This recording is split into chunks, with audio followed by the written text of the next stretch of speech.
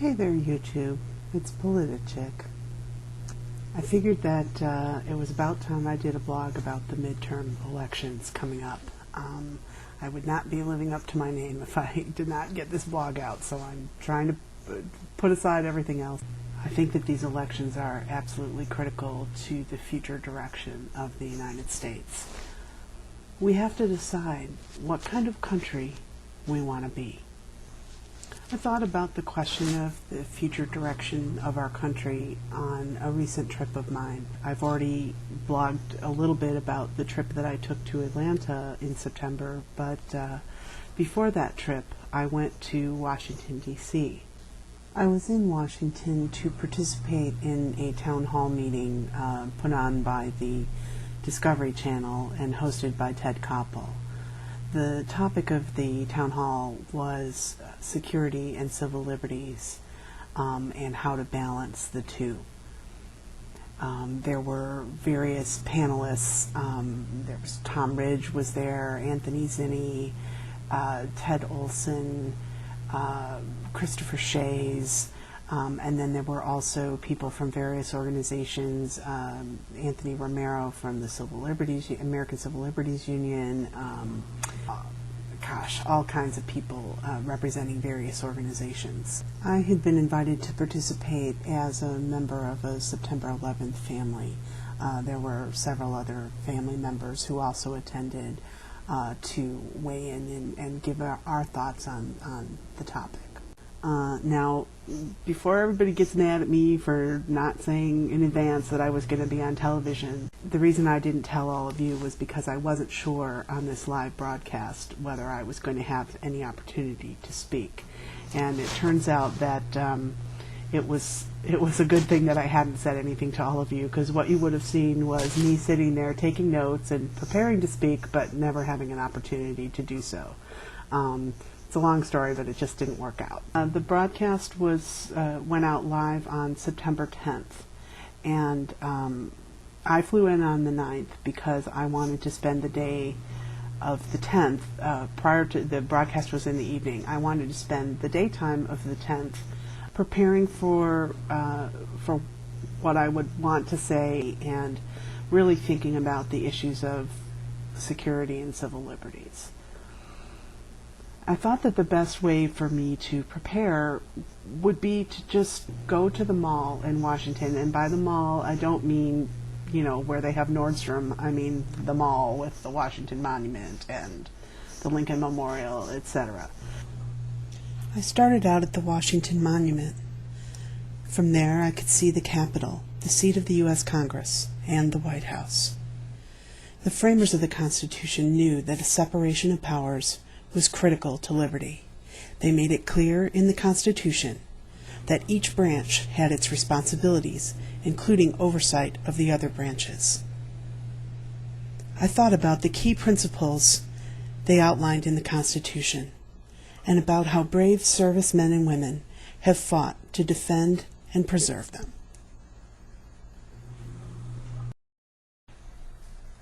Then I considered how many of these key principles have been violated in recent years. For example, the Fourth Amendment to the Constitution that protects us against unreasonable search and seizure without probable cause. In recent years, the Bush administration has initiated surveillance programs of American citizens. Then there's the Fifth Amendment that gives us the right to due process.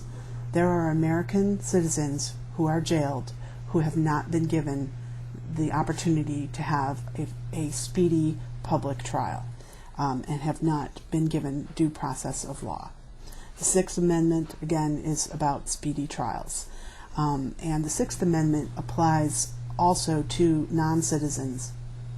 And as we know, there are detainees sitting in Guantanamo Bay who have hardly had the opportunity for a speedy trial.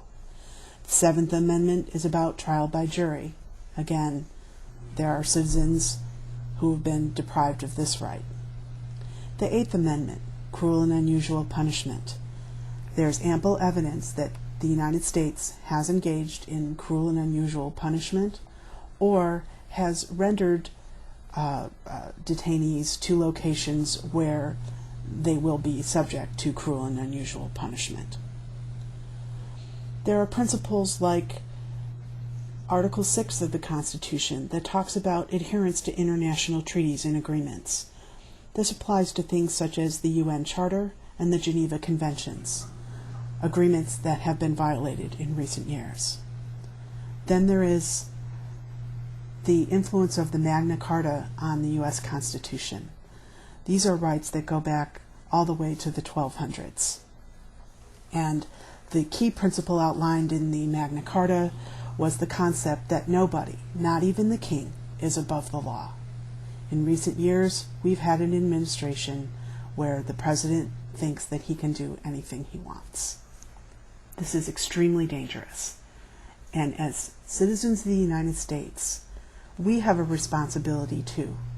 We have a responsibility to exercise our right to the franchise and go to the polls and vote for what's right for our country and vote to defend our Constitution against those who have eroded it.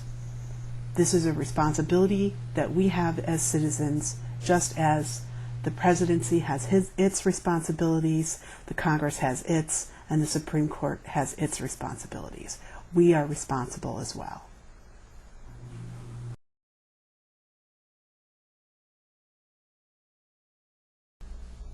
On the wall of the Lincoln Memorial, there was an excerpt from the Gettysburg Address that I think says it best.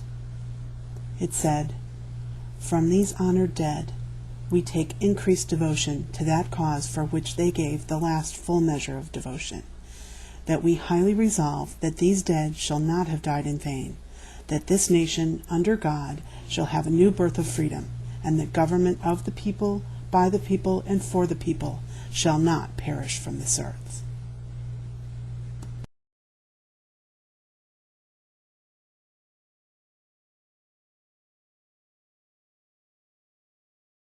After I had visited all of the sites on the mall that I had time to visit, I sat down on the steps of the Lincoln Memorial and looked out over the reflecting pool to the Washington Monument and the Capitol and just took in the whole panorama. And I really thought about what all of this meant to me and what was going on in our country today, and how the founders of our country would feel about it, and the people who fought in the wars that I had just been at the memorials for. The conclusion that I reached is that they would be horrified, as I am horrified, with the direction that our country has taken over the past several years. We have had a government that has mangled the things that our founders stood for. And we have had an administration that has had total disregard for separation of powers. We have a chief executive that thinks that he can do anything he wants to by virtue of his power as commander-in-chief. And we've had a Congress that has allowed this to happen, a Congress that has abdicated its responsibility for oversight. And we have an opportunity to change the makeup of the Congress coming up this coming Tuesday. We need to have a Congress that is going to respect the Constitution, and people who represent us who will respect the vow that they take when they take office in Congress, that they will defend the Constitution, and that they will make sure that the liberties that we have here in the United States are maintained. So it's time for a change.